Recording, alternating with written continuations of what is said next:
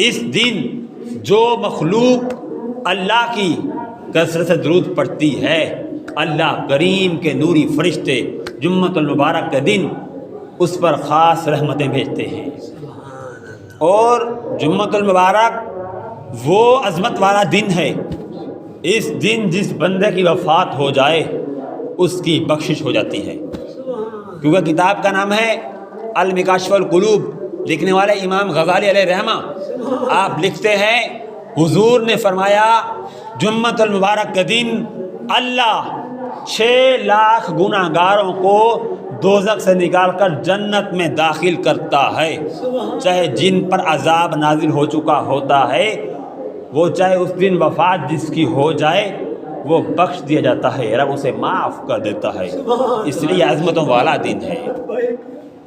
اور اللہ کریم نے جو مقام عطا کیا، میں عرض کر رہا تھا حضور کے صدقے عطا کیا، لیکن ایک بات یہ ہے مدینہ کی سرزمین ہے، حج کا موقع ہے، تابعین کا زمانہ ہے، امام ابو سفیان ثوری جس شخص کا نام ہے وہ اپنی ماں کو لے کر کعبہ شریف کے اندر پہنچا۔ اس وقت تابعین کا زمانہ تھا، اندر جانے کی اجازت تھی۔ اس کی ماں نے اپنے بیٹے ابو سفیان ثوری کو کہا غور کرنا ہے بیٹا، مجھے کعبہ کی دیوار کے اندر لے جاؤ تاکہ میں اپنے گناہوں کی معافی طلب کر لوں۔ اب وہ شخص ابو سفیان ثوری جب اپنی ماں کو کعبہ شریف کے اندر لے کر پہنچا، وہاں کر جب اس کی ماں نے دعا مانگی، اللہ کی طرف سے عذاب نازل ہو چکا تھا، اس کی ماں کا چہرہ سیاہ ہو گیا، منہ کالا ہو گیا اور پیٹ پھول گیا، بیماری میں مبتلا ہو گئی۔ اب وہ شخص ابو سفیان ثوری حیران ہو جاتا ہے، پریشان ہو جاتا ہے، گھبرا جاتا ہے، مالک سے معافی مانگتا ہے، مولا باہر لوگ طواف کر رہے ہیں، آج ہم اس مشکلات میں آ گئے، میں پریشان ہو گیا، ہمیں معاف کر دے، میں باہر کیا منہ دکھاؤں گا، آج میری ماں کی یہ حالت ہو گئی۔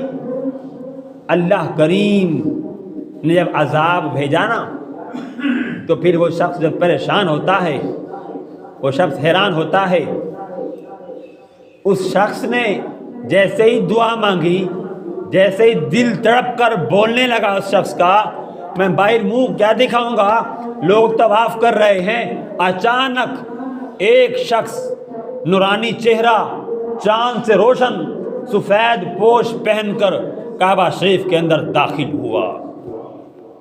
اس شخص نے آ کر ایک اشارہ کیا، اس کی ماں کے چہرے پر، اس کا منہ سفید ہو گیا، بیماری ختم ہو گئی، چہرے پر نور آ گیا۔ دوسرا اشارہ کیا اس کی ماں کے پیٹ پر، ابو سفیان ثوری کی والدہ کی تمام بیماریاں ختم ہو گئیں۔ ابو سفیان ثوری اب وہ حیران ہوتا ہے اور پوچھتا ہے کہ آپ کون ہیں؟ نورانی چہرے والے فرمایا میں تمہارا محبوب امام الانبیاء ہوں، کیونکہ میں اس لیے آیا ہوں تیری ماں کثرت سے مجھ پر درود شریف پڑھا کرتی تھی۔ یارو ابو سفیان ثوری کی والدہ حضور پر درود پڑھے تو حضور اس کی شفاعت کے لیے آ جائیں۔ آج میں اور آپ جب حضور کی امت کائنات کے اس محبوب سے محبت کرے تو پھر کیوں نہ حضور کرم فرمائیں گے، پھر کیوں نہ حضور بخشش کی شفاعت حاصل کرائیں گے، کیوں نہ حضور میزان پر اپنی امت کو شفاعت کروائیں گے، اس کے اعمالوں کی اعمال ناموں کی معافی ہوگی، اور حوض کوثر پر کیوں نہ حضور جام پلائیں گے، اور پل صراط پر کیوں نہ حضور امت کو سفر کرائیں گے۔ آج میں اور آپ درود شریف پڑھیں تو صحیح۔ جب وہ شخص یہ حیران ہوتا ہے اور حضور کی بارگاہ میں عرض کرتا ہے اے پیارے آقا آپ مجھے بھی کوئی حکم فرما دیں، مجھے کوئی وظیفہ دے دیں، حضور نے فرمایا اے ابو سفیان ثوری تو ہر قدم پر مجھ پر درود شریف پڑھا کر۔ اب وہ شخص ابو سفیان ثوری حضور کی ذات پر ہر قدم پر درود شریف پڑھا کرتا تھا۔ ایک ایسا ماحول بنا، عراق کے امام عاصم تابعی نے جب ابو سفیان ثوری کو دیکھا کعبہ کی سرزمین کے اندر، وہ ابو سفیان ثوری ایک قدم اٹھاتا ہے پھر درود پڑھتا ہے، دوسرا قدم اٹھاتا ہے پھر درود پڑھتا ہے۔ ابو سفیان ثوری سے امام عاصم تابعی عراق کے رہنے والے امام نے سوال کیا، اے ابو سفیان ثوری، تو بتا تجھے کوئی خاص سند نے اعلان کیا ہے؟ تجھے کہاں سے حکم ہوا؟ تو ہر قدم پر درود پڑھتا ہے، ایسا کوئی شخص تو نہیں ہے۔ ابو سفیان ثوری نے اپنی ماں کا تمام واقعہ پیش کیا، بھائی اس طرح میں کعبہ کے اندر ماں کو لے کر گیا تھا، اس نے دعا مانگنے کے لیے اندر پہنچی تھی تو وہاں رب نے عذاب نازل کیا تھا، حضور شفاعت کے لیے آئے تھے، اب حضور سے میں نے وظیفہ لیا تھا، حضور نے مجھے خود حکم فرمایا ہے، اے ابو سفیان ثوری ہر قدم پر مجھ پر درود پڑھا کر۔ یارو یہ تو حضور نے فرما دیا۔ آج کائنات کے ذرے ذرے کے اندر مخلوق خدا تو سوچے، جب رب کریم نے، رب رحمان نے خود اعلان کر دیا قرآن کے اندر ایمان والوں کو، ان اللہ، بے شک اللہ تعالی، ملائکتہ، اس کے ملائکہ، اس کے فرشتے، یصلون، صلاۃ و سلام پڑھتے ہیں، یا ایھا الذین آمنو، اے ایمان والو، اے مومنو، اے کلمہ پڑھنے والو، صلو علیہ وسلموا تسلیما، تم بھی حضور پر درود سلام پڑھا کرو۔ یارو جب رب رحمان کی طرف سے اعلان ہو جائے قرآن کے اندر، پھر ادھر ادھر دیکھنے کی کیا ضرورت، پھر خاموش رہنے کی کیا ضرورت، پھر دین کے اندر محبت نہ کریں ہم۔ اسلام کسی کا محتاج نہیں ہے، اللہ نے اسلام کو امارت کا رنگ بھی دیے ہیں، لیکن آج میں اور آپ دیکھیں ہم کہاں کھڑے ہیں۔ اللہ کریم نے یہ خاص اعلان کر دیا۔ ایک میں نے واقعہ بھی پیش کرنا تھا جو کہ حضرت دینار بصری اللہ کے بڑے پرہیزگار متقی گزرے ہیں۔ آپ نے ایک شخص کو دیکھا، آگ پرست تھا، آگ کی پوجا کرنے والا تھا، لیکن دینار بصری نے آگ پرست سے سوال کیا، تم کیا کر رہے ہو؟ تیرا عمل قبول تو نہیں ہوگا، تم ہو تو آگ پرست لیکن اللہ کی مخلوق کی خدمت کرتے ہو۔ وہ آگ پرست چڑیوں کو گندم ڈالتا تھا، ایک چلو روزانہ چڑیوں کو گندم ڈالتا تھا، دانے پیش کرتا تھا۔ حضرت دینار بصری نے کہا تیرا عمل قبول نہیں ہوگا، تیرے پاس ایمان نہیں ہے۔ اس نے کہا اچھا مجھے کبھی رب نے دیکھا بھی ہے؟ کہا ہاں مجھے آپ کو رب نے دیکھا ہے۔ اب دینار بصری جب کعبہ شریف کے اندر جا کر طواف کرنے لگے، آگ پرست پریشان ہوا، حیران ہوا، اچھا مجھے رب نے دیکھ لیا، مجھے رب نے، کائنات کا رب ہے، مجھے دیکھ لیا اس نے، میرا عمل، اے چڑیوں یہ جو میں آپ کو خدمت کرتا ہوں، میں گندم پیش کرتا ہوں، آج مجھے رب نے دیکھ لیا۔ جب گھبرا کر یہ تڑپ رکھتا ہے تو پھر رب کی رحمتیں آواز دیتی ہیں، اللہ کی طرف سے آواز آئی، اے آگ پرست آج میں نے آپ کو دیکھ لیا۔ تو پھر آگ پرست کہتا ہے اے مولا پھر میری ایک اور دعا قبول کر لے، مجھے وہاں پہنچا دے جہاں دینار بصری پہنچا ہوا ہے۔ اللہ نے فرشتوں کو حکم دیا، زمین کو حکم دیا سکڑ جا، زمین سکڑ گئی، دینار بصری کے ساتھ وہ آگ پرست پہنچ گیا کعبہ شریف کے اندر۔ ایک چکر لگاتا ہے طواف کا، دوسرا لگاتا ہے، تیسرے چکر پر دینار بصری نے دیکھا، کہا اچھا تم وہاں سے یہاں آ گئے ہو؟ اب آگ پرست نے کہا پہلے میں وہاں تھا وہیں رہ گیا، اب میں یہاں آ گیا ہوں تو رب کی رحمتیں نے آواز دی ہے۔ دیکھو آگ پرست نے چڑیوں کو گندم ڈالی، اللہ کی مخلوق کی خدمت کی، اس سے بھی رب نے ایمان عطا کر دیا۔ آج میں اور آپ اگر مخلوق کے لیے راستے کھول دیں، مخلوق کی خدمت کریں، مخلوق کو دکھ نہ پہنچائیں، ان کے دکھ سکھ میں شرکت کریں، پھر کیوں نہ رب کی رحمتیں آواز دے گی۔ آخری بات جو میں نے آیت کریمہ پڑھی، رحمان تعالیٰ نے اعلان کیا، اس واقعے کو میں نے مختصر پیش کیا، بات طویل تھی، لیکن کیونکہ آج میں اور آپ یہ گواہی دے رہے ہیں، اشہد ان لا الہ الا اللہ، ہر بندہ یہ کہتا ہے میں گواہی دیتا ہوں کہ اللہ ایک ہے۔ تو کیوں دیتا ہے بھائی؟ تجھے کس نے کہا گواہی دے؟ تو نے کیا رب کو دیکھا؟ کیا رب کریم کو آپ نے دیکھ لیا؟ تو گواہی دیتا ہے بھائی اشہد ان لا الہ الا اللہ، میں گواہی دیتا ہوں کہ اللہ ایک ہے۔ ہر بندہ یہ گواہی دیتا ہے۔ ہم نے کس سے سنا گواہی؟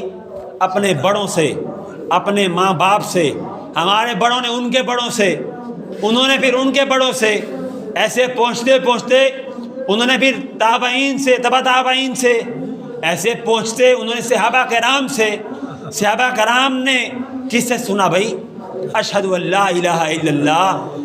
کائنات کا ذرہ ذرہ گواہی دے رہا ہے، اشہد ان لا الہ الا اللہ، میں گواہی دیتا ہوں کہ اللہ ایک ہے، واشہد ان محمد عبدہ ورسولہ، محمد اللہ کے پاک بندے اور رسول ہیں۔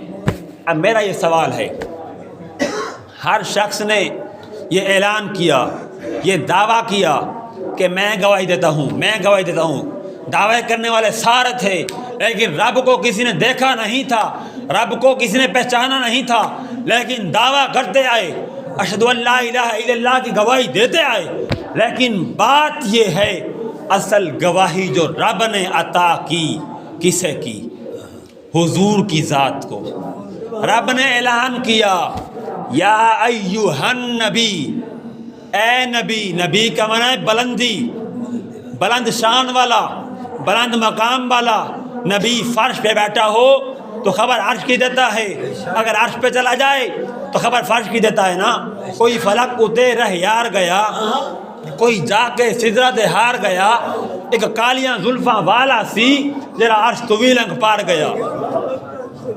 اچھا، میں عرض کر رہا تھا، سب نے گواہی دی، صحابہ کرام نے حضور سے سنا، حضور نے کیا کہا؟ اشہد ان لا الہ الا اللہ، میں گواہی دیتا ہوں کہ اللہ ایک ہے۔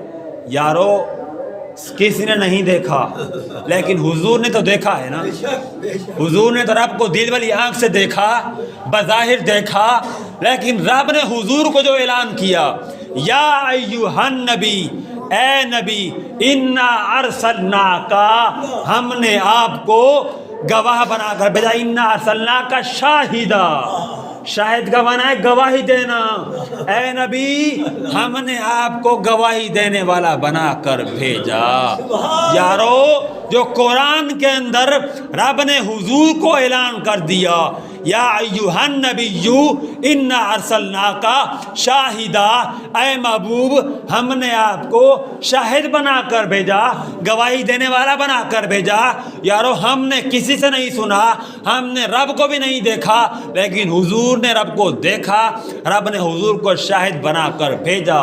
اور شاہد کا معنی صوفیہ کرام محبوب بھی کرتے ہیں، محبوب بھی ہے، لیکن حضور نے رب کو دیکھا، پھر حضور نے رب کی گواہی دی، اشہد ان لا الہ الا اللہ۔ کائنات کے اس محبوب نے، حضرت آمینہ کے جگمگاتے چاند نے یہ گواہی دی، اشہد ان لا الہ الا اللہ، میں گواہی دیتا ہوں کہ اللہ ایک ہے۔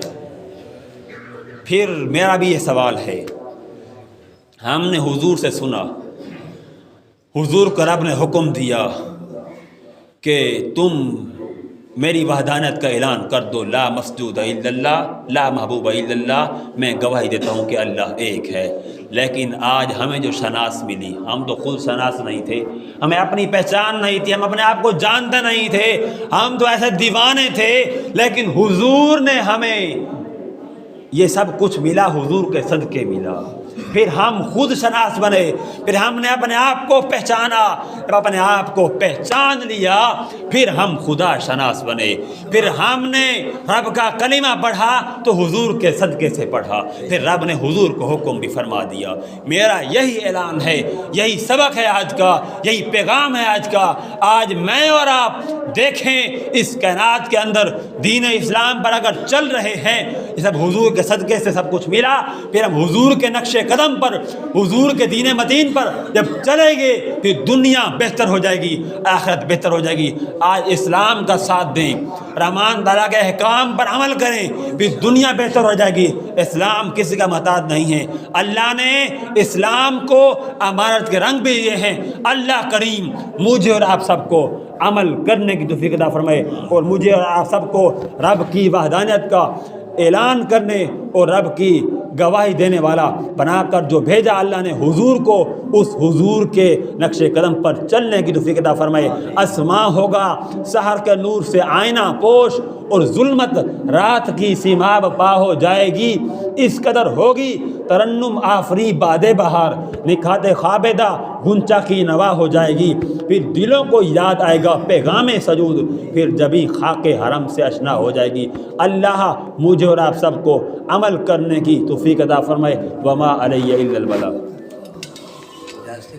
جی جلد